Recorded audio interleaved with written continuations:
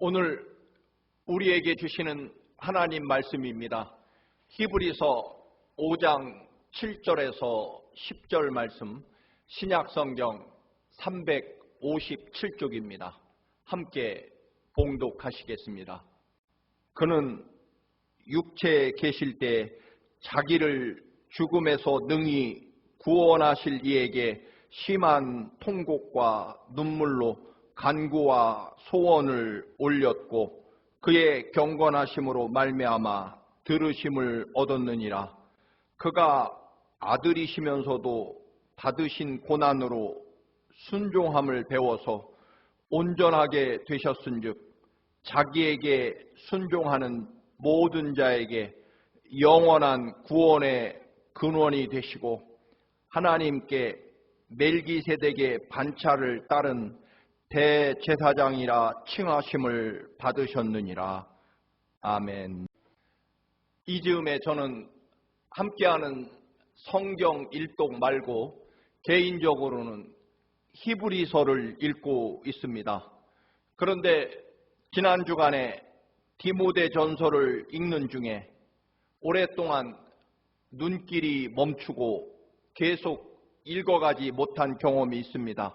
디모데전서 6장 5절 말씀입니다.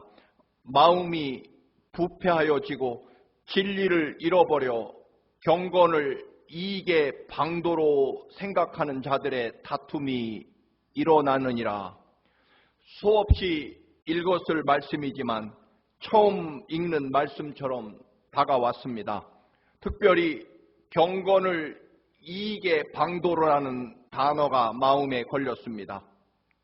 예수님의 십자가 부활과 그리고 영생의 은혜가 너무나 크고 감사해서가 아니라 지금은 이익의 방도, 즉 목사인이 쉽게 말해 먹고 사는 방편으로 목회하고 기도하고 설교하고 성경을 연구하는 것은 아닐까 한참이나 생각하고 또 생각했습니다. 제가 설교 준비를 하기 이전에 먼저 그 말씀이 저의 가슴을 뛰게 하고 또 감사와 또 감사의 눈물과 그 은혜가 흐르고 있느냐라고 하는 질문입니다. 언제부턴가 저도 자고 일어나면 눈곱이 심하게 끼어서 안과에 갔더니 이제 눈이 노화되고 건조해져서 매일 인공 눈물을 넣어야 한다는 것이었습니다.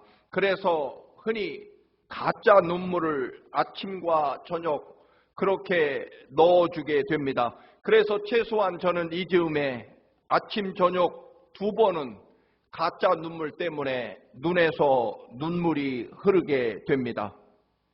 그저께 히브리서를 읽다가 오늘 본문을 또 발견하게 되었습니다. 주님께서 이 땅에 사실 때 하나님의 아들이시고 인류의 구세주이시면서도 주님은 심한 통곡과 눈물로 간구와 소원을 아뢰고 그의 경건하심으로 말미암아 들으심을 얻으셨고 그가 하나님의 아들이시면서도 받으신 고난으로 순종함을 배워 온전하게 되셨다는 구절입니다. 정말 이 말씀에서 갑자기 가슴이 뛰고 눈물이 흘렀습니다.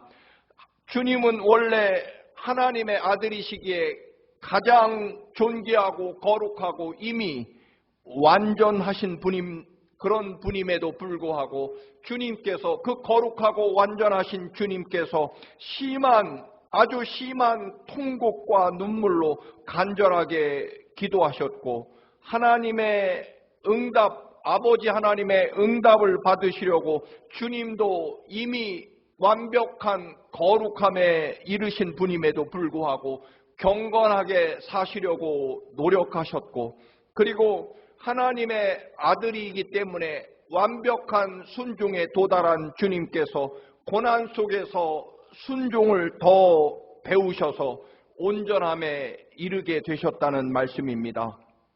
하물며 늘 죄악과 교만 가운데 살고 있는 나는 그러면 어찌 살아야 할 것인가를 생각한 순간 모든 교만이 무너지고 다시 한번 통곡하지 않을 수 없었습니다. 지난 주간 공산국가에 선교를 하시는 두 분의 연락을 받았습니다. 우리 교회가 후원하는 선교사님이 온몸에 극심한 근육통과 그리고 기침이 나기 시작했습니다. 너무나 상태가 안 좋아서 코로나19 검사를 했지만 다행히 음성으로 나왔다고 합니다.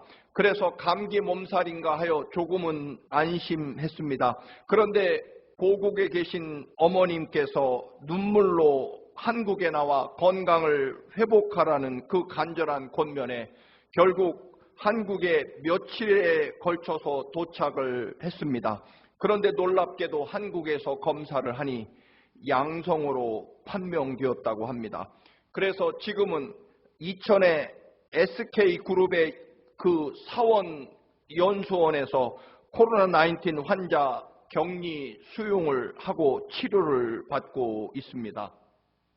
그런데 한국의 그 유명한 그룹의 연수원인지라 거의 호텔급 시설에 최고의 음식과 그리고 모든 청소를 다 해주시고 거기에 한국의 그 뛰어난 의술을 가진 의사 선생님들의 끝없는 검진과 치료를 완벽하게 받고 있다는 것입니다.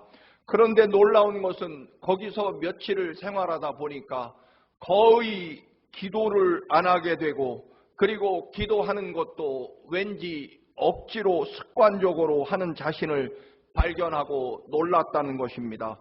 쿠바에서는 날마다 목숨을 걸고 기도 외에는 그 어떤 방법도 없기에 거기에서는 의사도 치료약도 존재하지 않기에 결국 매일 생명을 걸고 하나님께 전적으로 매달리는 그런 생명의 기도를 했는데 오히려 최고의 시설과 또는 최고의 대우와 그리고 최고의 의사 선생님들의 치료를 받는 한국에서는 기도가 안 되었다는 것입니다.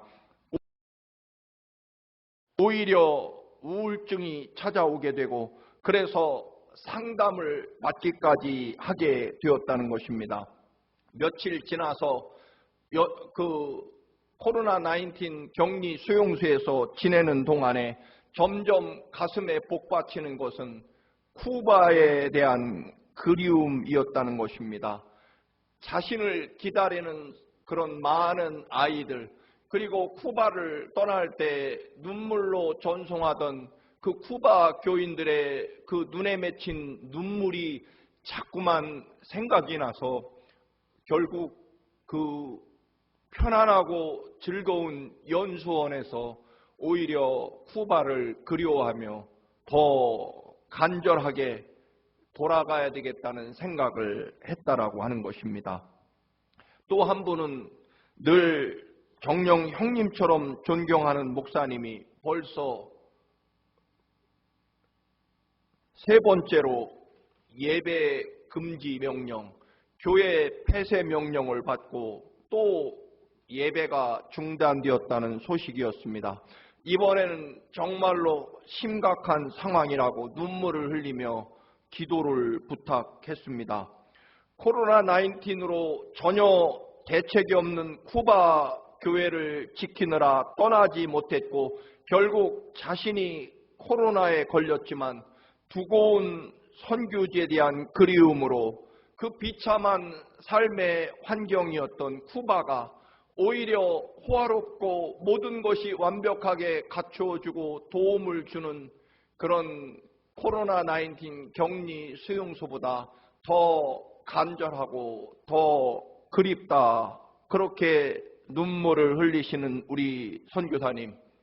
벌써 3년 동안 세 번째 교회를 폐쇄당하고 예배를 드리지 못하고 그저 눈물만 흘리고 계신 그런 한 공산국가의 선교사님. 그들의 흘리는 눈물에 비하면 제가 흘리는 눈물은 과연 어떤 눈물일까? 비유가 될지 모르겠습니다만 정령코 악어의 눈물 같은 것 아닐까 하는 철저한 회개를 하게 되었습니다.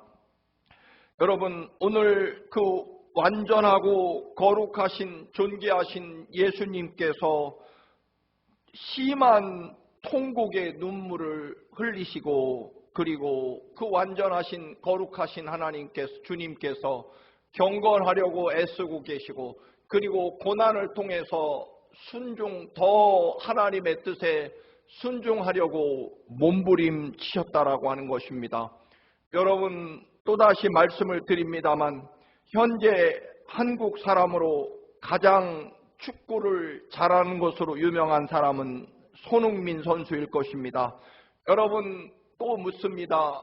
손흥민 선수가 가장 간절하게 바라는 소원은 무엇일까요? 저는 지금보다 손흥민 선수의 소원은 지금보다 조금 더 축구를 잘했으면 하는 것이라고 생각합니다. 역시나 한국이 아니라 이미 세계에서 가장 유명해진 방탄소년단 BTS 멤버들의 소원은 과연 무엇일까요?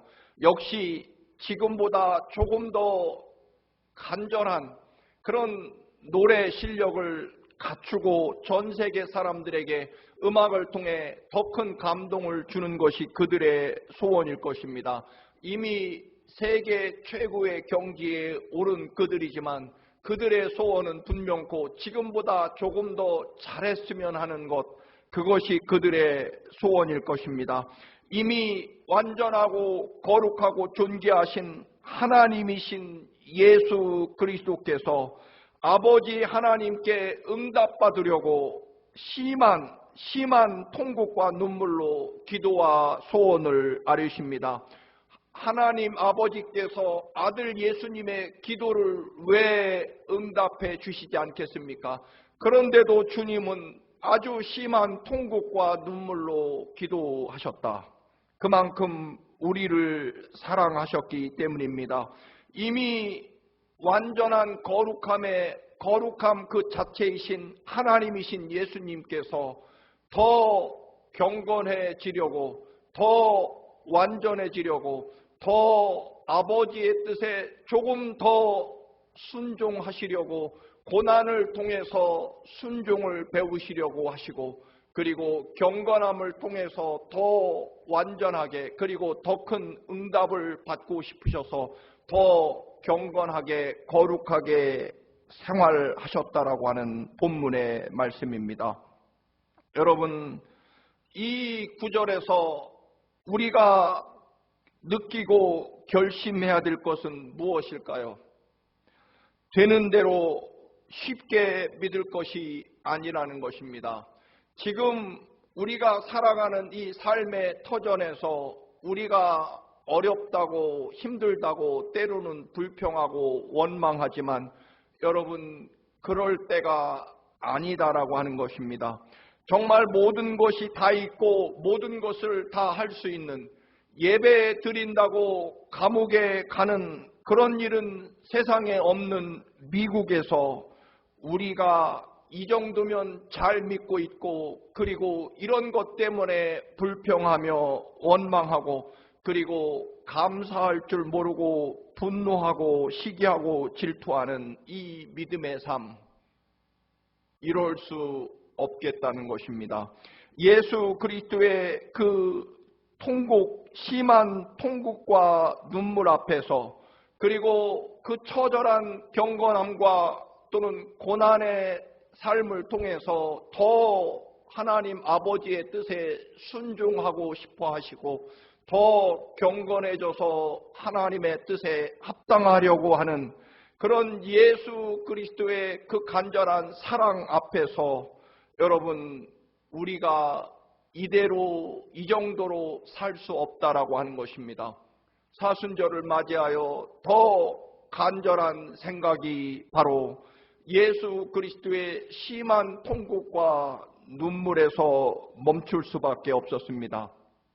우리 육체의 눈에서 눈물이 없으면 존재할 수 없을 것입니다. 그래서 인공 눈물이라도 아침 저녁으로 부어서 눈물을 흘리게 하고 눈을 적셔 주어야 합니다. 여러분, 적당히 이 정도 믿음이면 되겠다, 그럴 수 없다라고 하는 것입니다. 주님은 하나님의 아들이시고 하나님이시면서도 심한 통곡과 눈물과 고난을 철저하게 감당하십니다. 예수님께서 여러 차례 우셨다라고 성경은 기록합니다. 왜 우셨을까요? 당연히 우리들의 영혼과 구원 때문이십니다. 예수님께서 제일 먼저 우신 곳은 나사로의 무덤 앞에서였습니다. 예수님께서는 오빠를 잃고 슬퍼하는 마리아와 마르다, 그리고 나사로를 사랑하던 이웃들의 슬픔과 눈물, 그것을 보시고 함께 슬퍼하시고 함께 울어주십니다. 사랑하는 이와 고통을 같이 나누시는 주님의 사랑을 느낍니다. 두 번째 우신 경우는 십자가 죽음을 앞두고 예루살렘의 멸망을 내다보시고 통곡하십니다. 동족인 이스라엘 민족의 교만을 보면서 그들이 겪게 될 처절한 심판을 향한 눈물이십니다. 예수님이 세 번째로 우신 것은 십자가를 앞에 두고 겟세마네 동산에 우셨습니다. 십자가를 앞에 두고 땀방울이 핏방울처럼 변했고 마가복음에 보면 심히 슬퍼하십니다. 오늘 본문에서도 심한 통곡과 눈물로 간구의 소원을 올렸다라고 말씀합니다. 처절한 십자가 고난에 대한 눈물입니다.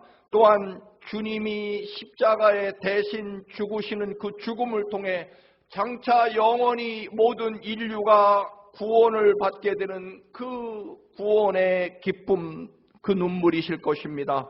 여기에 주님의 네 번째 눈물을 더해 본다면 십자가 위에 죽어가시면서도 너무나 육신적으로 고통스러우셔서 엘리 엘리 라마 사박다니, 나의 하나님 나의 하나님 어찌하여 나를 버리시나이까 라고 절규하시는 피눈물이실 것입니다.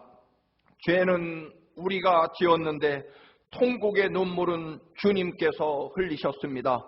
죽음은 우리가 감당해야 되는데 주님이 대신 죽으셨습니다. 이 시대를 살아가는 오늘 우리, 정녕 더 심한 통곡과 눈물이 필요할 것입니다. 박목월 시인의 그 유명한 어머니의 눈물이라는 시가 있습니다. 회초리를 들긴 하셨지만 차마 종아리를 때리시진 못하고 노려보시는 당신의 눈에 글썽거리는 눈물, 와락 울며 어머니께 용서를 빌면 꼭 껴안으시던 가슴이 으스러지도록 너무나 힘찬 당신의 포옹, 바른 길 곧게 걸어가리라 울며 뉘우치며 다짐했지만 또다시 당신을 울리게 하는 어머니의 눈에 채찍보다 두려운 눈물, 두 볼의 아롱지는 흔들리는 불빛이라는 시입니다. 박목월 시인은 어머니는 자식을 사랑하기에 잘못한 자식 앞에 회초리를 들고 그저 바보처럼 울기만 하셨다는 것입니다. 우리 주님께서 우신 이유도 마찬가지일 것입니다. 주님의 겟세마네 동산의 그 피눈물을 보고 십자가 위에서의 그 간절한 부르짖음 통곡 소리를 듣고 우리가 어찌 살아야 할 것이냐 하는 말씀입니다. 주님의 심한 통곡과 눈물, 그리고 응답을 위해서 경건한 삶을 더 살아가시고, 또한 이미 완전하심에도 그 완전함을 더 이루시려고 고난에서 순종을 배우시는 하나님의 아들 예수 그리스도가, 그분이 나를 위해 통곡하며 우리를 위해 기도하신다는 것입니다. 디모데전서 6장 11절 12절의 말씀입니다. 오직 너 하나님의 사람아, 이것들을 피하고 의와 경건과 믿음과 사랑과 인내와 온유를 따르며 믿음의 선한 싸움을 싸우라. 영생을 취하라. 이를 위하여 네가 부르심을 받았고 많은 증인들 앞에서 선한 증언을 하였도다. 히브리서 10장 23절입니다. 또 약속하신 이는 믿으시니 우리가 믿는 도리의 소망을 움직이지 말며 굳게 잡고 서로 돌아보아 사랑과 선행을 격려하며 모이기를 패하는 어떤 사람의 습관과 같이 하지 말고 오직 권하여 그날이 가까움을 볼수록 더욱 그리하자. 요셉은 형들에 의해 노예로 팔려왔지만 그는 문제의 원인, 자신의 고난과 불행이 누구 때문인지를 찾아내지 않습니다. 심한 통곡과 눈물로 하나님께 기도합니다. 비록 노예지만 하나님의 응답과 도우심을 받으려고 고난에 처하면 처할수록 더 경건하게 살려고 애씁니다. 고난에 처하면 처할수록 더 그 고난을 통해서 하나님의 순종을 배우려고 애를 씁니다. 문제의 원인이 아니라 문제를 통해서 무엇이 하나님의 뜻인지 더 분명해지고 어려움을 통해 하나님의 뜻에 더 순종함을 배우려고 합니다. 순종이 복의 근원이며 하나님의 능력을 체험하는 지름길이었기 때문입니다. 삶이 힘들어도 예수 그리스도께서 우리를 향해 겟세마네 동산에서 피눈물을 흘리시며 통곡하시는 그 주님을 바라보며 위로와 힘을 얻기를 바랍니다. 주님의 눈을 바라본다면 여러분, 우리의 삶이 아무것도 아니라는 것을 우리는 깨닫게 될 것입니다. 하나님 아버지와 우리들 사이에서 이처럼 심한 통곡과 눈물로 우리를 위해 기도해 주시고 중보자가 되어 주시는 주님의 그 눈물을 바라본다면 지금 우리들의 시련과 고난 아무것도 아닐 것입니다. 가끔 사람들이 묻습니다. 왜 목사가 되었습니까? 저는 분명히 대답합니다.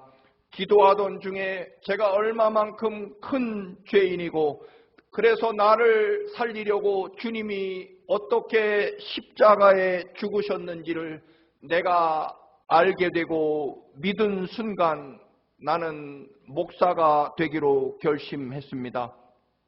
한번 말씀을 드렸습니다만 제가 가난한 형편 때문에 공업고등학교에 진학을 했습니다. 다른 친구들은 대학 입시 준비에 바쁠 때 저는 공장에서 배를 만들고 노동자로 살아가면서 가난한 집 출신에 대한 원망과 불평으로 가득했습니다. 그래서 학업 성적은 늘 중간 아래로 떨어집니다. 그러나 겨울 방학 때 집에 도착했더니 누님이 밤새 그 추위에 떨며 야간 작업을 하고 작업복도 갈아입지 못한 채 쓰러져 자는 모습을 보았습니다. 또 눈 덮인 산을 헤매며 그 무거운 소나무 가지를 베어다가 불을 떼고 밥을 짓고 방을 따스하게 하는 어머니를 보는 순간 저는 이대로 살면 안 되겠다. 나의 불평과 원망이 얼마나 사치스럽고 부끄러운 것인지를 깨닫고 정말 부모님과 어머니와 누이를 위해 열심히 공부를 했습니다. 그런데 결국 제 삶에서 어머니와 누이가 복받은 것보다는 그렇게 어머니와 누이의 그 간절한 모습을 보면서 삶을 돌이킨 제가 복을 받았다라고 하는 것입니다.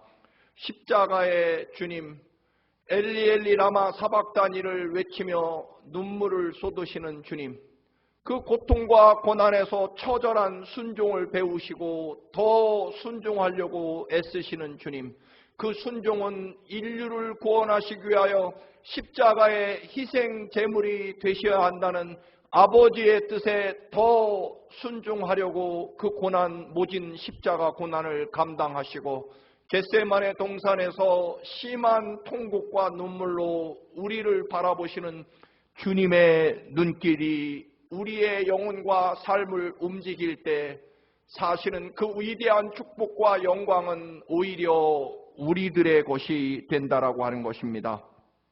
예수 그리스도의 십자가 고난을 통해서 여러분 순종을 배웁니다. 더 경건을 배웁니다. 그리고 지금 이 부유하고 평안한 삶 속에서도 원망하며 불평하며 또한 다른 이웃들의 것을 바라보며 좌절하는 그런 삶을 살아갈 수 없다는 것입니다. 리셋 증후군이라는 용어가 있다고 합니다.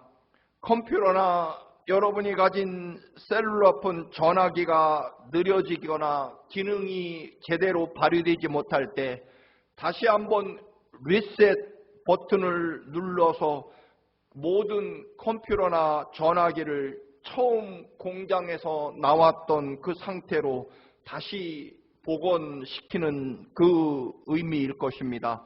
그런데 사람들은 자기 인생도 언제든지 내가 마음만 먹으면 다시 원위치 될 수 있다라고 착각한다는 것입니다. 내가 지금은 이렇지만 마음만 먹으면 열심히 공부할 수 있고 마음만 먹으면 이 죄악에서 언제든지 떠나서 새 사람이 될 수 있고 내가 마음만 먹으면 언제든지 나는 더 뛰어나고 훌륭한 재주를 습득하고 내가 마음만 먹으면 더 지금보다 훨씬 나은 사람이 될 수 있다라고 착각한다는 것입니다. 여러분, 그것이야말로 무서운 착각이라는 것입니다.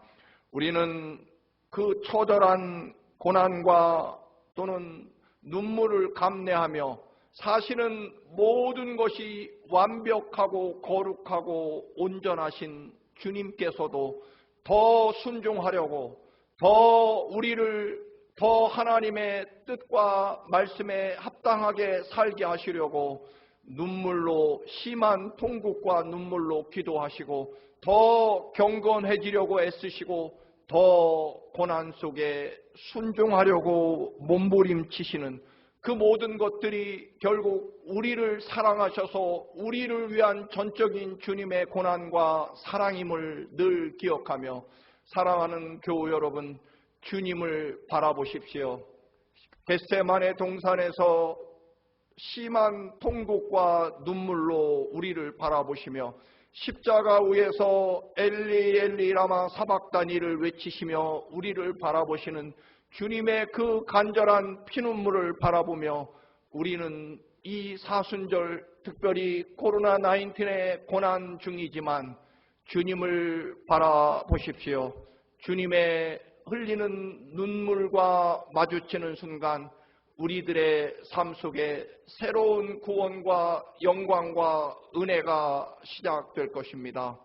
이 거룩한 주님의 눈물과 경건과 그리고 고난 속에 이루시는 순종을 바라보며 주의 발자취를 따라가므로 여러분의 삶이 다시 한번 하나님의 그 놀라운 은혜 가운데 새롭게 되시는 그 놀라운 축복과 영광이 가득한 사순절 기간이 되시기를 주님의 이름으로 간절히 축원합니다. 기도하시겠습니다.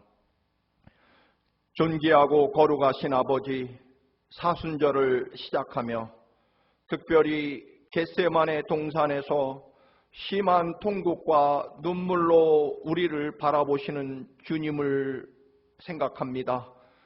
십자가 위에서 피를 쏟으며 그 고통의 눈물로 우리를 바라보시는 주님을 마주칩니다. 주님, 이제 우리도 이대로 이렇게 살 수 없음을 깨닫습니다. 십자가에 흘리신 그 거룩한 보혈의 사랑이 우리들의 생명과 삶의 새로운 출발이 되게 하옵소서. 주 예수 그리스도의 이름으로 기도드리옵나이다. 아멘.